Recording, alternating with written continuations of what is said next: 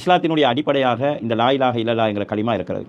இந்த லா இலாஹ இல்லல்லாஹ் என்கிற கலிமா என்ன சொல்கிறது என்பதை சரியாக புரிந்து கொள்வது மிக மிக முக்கியமாகும்.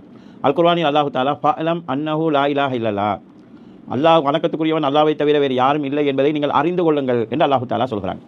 எனவே கலிமாவை அறிந்து கொள்ளுதல் என்பது மிக முக்கியமாகும். நமது முஸ்லீம் சமுதாயத்தில் இருக்கக்கூடிய பெரிய ஒரு பலகீனம்தான், நோன்பை முறிக்கக்கூடிய காரியங்கள் என்ன என்று கேட்டால் எங்களுடைய சின்ன பிள்ளைகளும் சொல்வார்கள். தொழுகையை முறிக்கக்கூடிய காரியங்கள் என்ன என்று கேட்டால் அதையும் எங்களுடைய பிள்ளைகள் சொல்வார்கள். கலிமாவை முறித்து எங்களை இஸ்லாமியங்கிற வட்டத்தை விட்டு வெளியாற்றக்கூடிய விஷயங்கள் என்ன என்று கேட்டால் எங்களுக்கு அது தெரியாமல் இருக்கிறது. உலமாக்களும் அதை பொதுமக்களுக்கு விளங்கப்படுத்தவில்லை.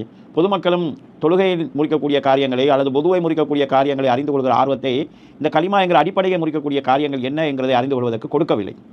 இஸ்லாத்தினுடைய பேஸாக அடித்தளமாக இந்த கலிமா இருக்கிற காரணத்தினால் இதை பற்றிய சரியான தெளிவு முஸ்லீம்கள் சமுதாயத்துக்கு இருக்க வேண்டும். இந்த அடிப்படையிலே லா இலாஹ இல்லல்லாஹ் என்கிற இந்த கலிமா குறித்து சுருக்கமாக நாம் புரிந்து கொள்ள